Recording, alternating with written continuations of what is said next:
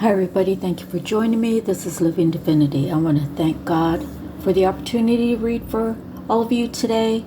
And I want to thank all of you who have been with me through my trials and tribulations here on YouTube and life itself. So I'm so glad that we are slowly increasing our subscribers, and that's okay. What's the saying? Something about who wins the race. It's going a little bit at a time, and I'm not in competition with anybody. And I just want to tell you that, first of all, I made this card up for me. I love my job. Creator is my daddy. So, and I made this card up for you. You're the whole vibe. Be it. It suits you. And then this card, I show up for myself and the world. So try to do that for yourself today. Okay, and I just want to tell you that I had some sort of phenomenon happen yesterday. So, I did a reading early in the morning. And later on in the evening, I couldn't even tell you what I did yesterday, but it was a little bit dark because it was like 7ish, and so the sun was setting and all. And I looked at the candle and it was lit. I'm like, oh my goodness! It didn't startle me because I know that's spirit telling me to keep going, to keep loving my life, to spread love to all of you. And as you share the readings and people have a chance to view it, and they can hopefully feel the vibe of love. I have 2 tattoos on my wrist. One is God is love, and the other one is love is God. And I have a neck tattoo that says Living Divinity, and that's a whole story with Bruno Mars. Anyways, well, the neck tattoo, but God is love and love is God. It's a daily reminder, even my neck tattoo, Living Divinity, to always speak when people ask me what my tattoo is. Then I show them my wrist tattoos and I tell them Living Divinity. I want to live as close as what I feel like God would want me to do. And sometimes we have to cut away people that are against whatever your true essence is. If your intentions aren't, for example, of the Catholic faith or the Protestant faith or whatever it is, we can't just assume that it was one way. Because God has a whole bunch of different names. The story of the Tower of Babel, when I guess back in the day they were building this tower to reach up to heaven, and all of them were saying I, us, not realizing their intellect, their energy, their life was from God Almighty. And so God said, no, I'm going to make you all speak different languages, and they all went their separate ways because they couldn't communicate anymore. So although they carried their faith, it was in different languages. So coming to this day, we do have a whole bunch of different religions, and people are scared of tarot, and I believe they're scared of tarot because the different faiths that rely on people's money, their tithing. They created a sense of fear so that people would shy away from tarot readers. And I'm here to tell you, my grandparents, they came from the Philippines as children, as like toddlers, I would imagine. And when they grew up, they married each other. This is my mother's parents, and they were baptized Catholic. So I say, if Jesus is the only way, I consider Jesus as my brother. He's a son of God, and I'm a daughter of God. Okay, so I say, after Jesus died is when we started the time clock, right? So what happened to my ancestors that didn't get a chance to know Jesus from that period of the time he died to the time that Christianity made it to the Philippines? So you see, we can't just say one religion is right. And the story I want to say about my grandparents is they were both baptized Catholic, and at one point my grandmother decided she was going to go to Pentecostal church. So my grandfather continued his Sunday visits at the Catholic church, while my grandmother went to the Pentecostal church. And I remember being a kid, and Grandma was saying that only through her church would you go to heaven. And I really loved going to her church. And at first it kind of freaked me out, people with the Holy Spirit and all that. But then I started feeling the energies, and I loved the energy there. Where the Catholic church is, I didn't know when to kneel, sit, stand.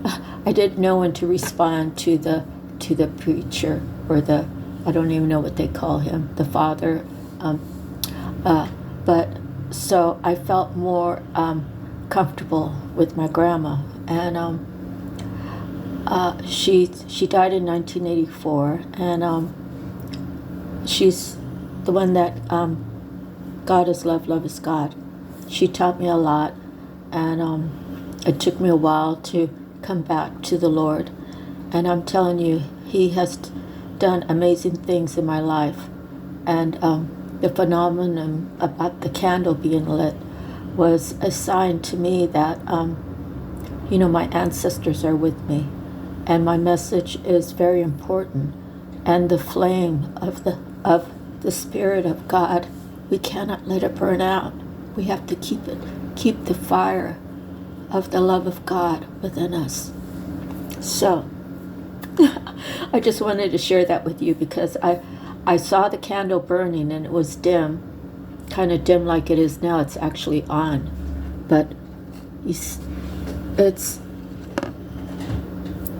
dimming. So I'm gonna pour some candle wax out over here so it could burn a little brighter. So that's the thing, is we have to even out what's within us. We have to balance, and we have to learn to keep loving people. I've actually disconnected from a lot of my family members because they know that I'm doing tarot, some of them, and they think it's evil, and I give them the right to think whatever they like, and I know what God has done for me through the tarot readings. So let's move it along. Remember, you're the whole vibe. Be it. It suits you. Okay?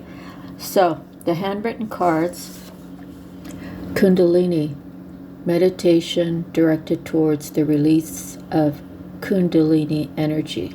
So, you can look that up, Kundalini. And sometimes what happens is it's, I believe it's like the movement of lovemaking.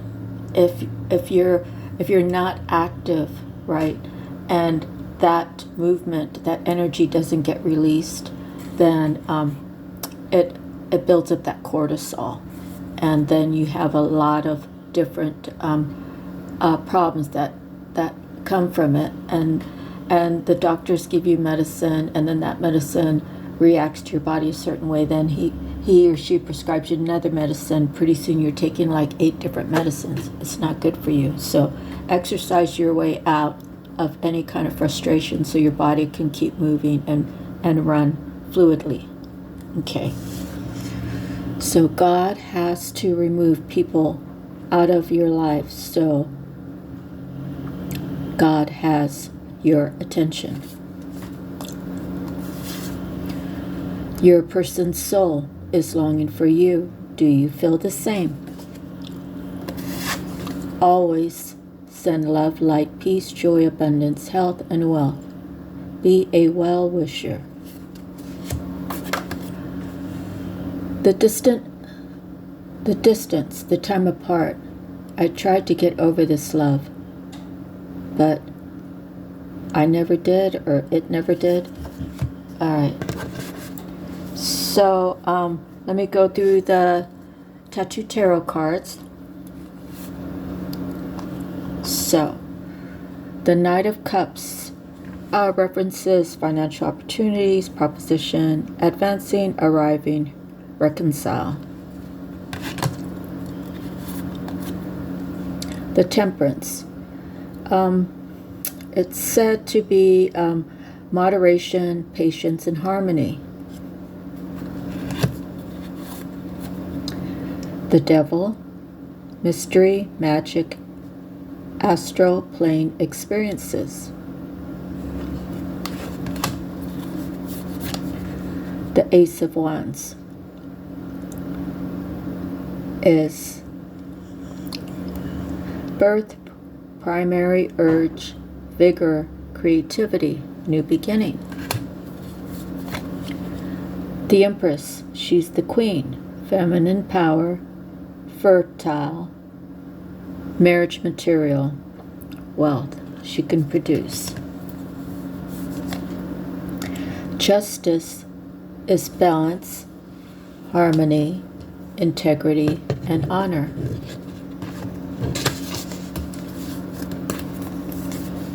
The Ten of Wands is success and honor, but at a price. The King of Cups is fair, blonde, could be, right? Responsible, honest, creative. The Six of Wands is good news, a well-earned victory. The Magician is said to be a juggler, a trickster, power, divine connection, and inspiration, self-control. So when I look at all these cards together, I really feel like Spirit is calling for justice for whoever this reading's for. Now you have the Temperance and the Devil together. We have good and bad within us, so we have to balance that. Okay? And I kind of feel like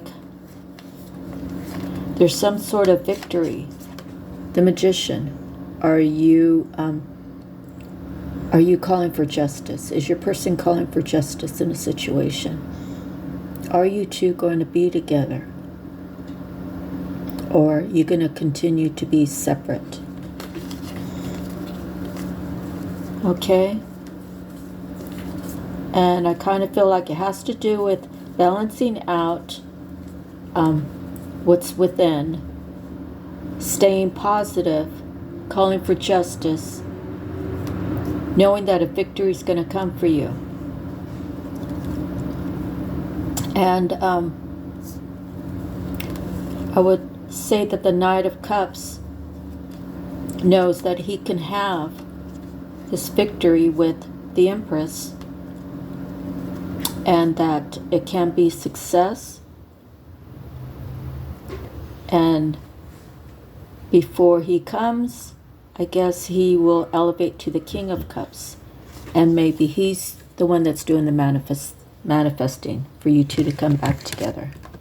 Okay, so the cards from the mermaid, message from the mermaids. I have hope. Always hold on to hope. Magic, again. Magic will bring you blessings, okay? Believe in magic, and the white magic, and waiting. So, you or your person could be waiting for for you to catch up. And the two of you need to balance things out and be fair with each other, be forgiving. Know that you two have a bond. Acknowledge that the bond's there. Okay? If they can't acknowledge that the bond's there, then they need more work. Okay?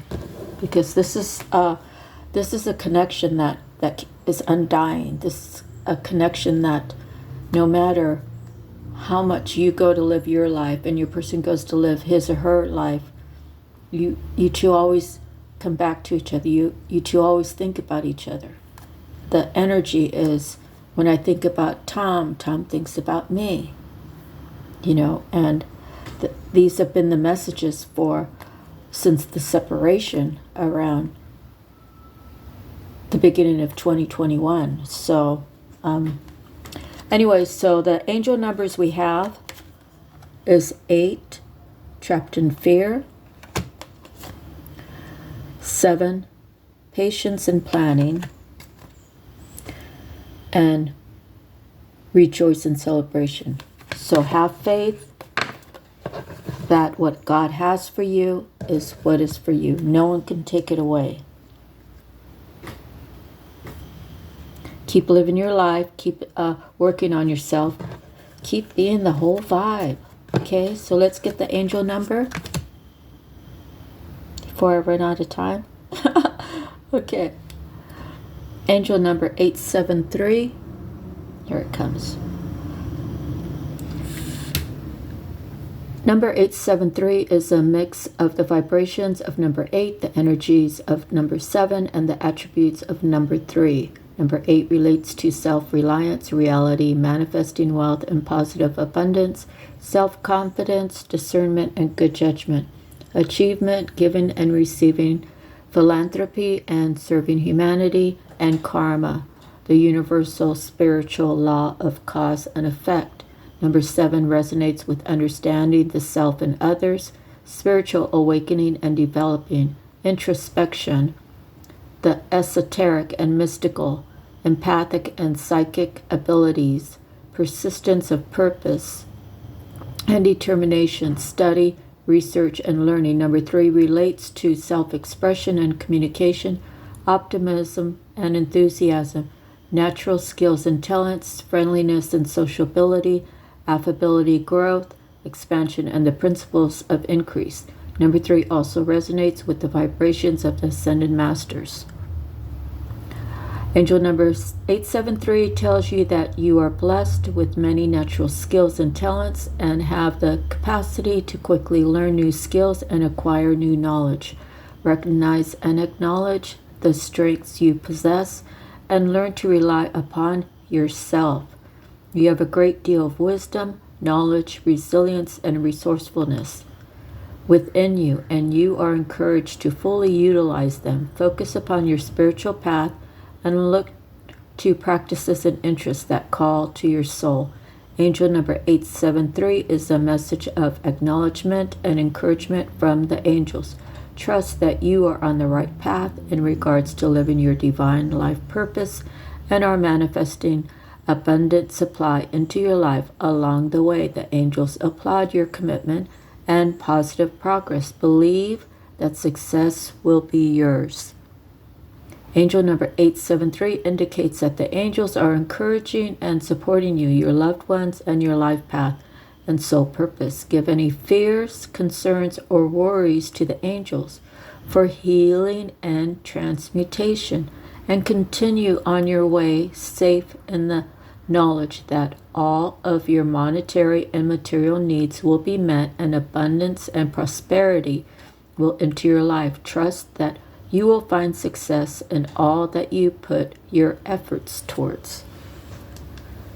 So believe that you are worthy. Believe that things are working out.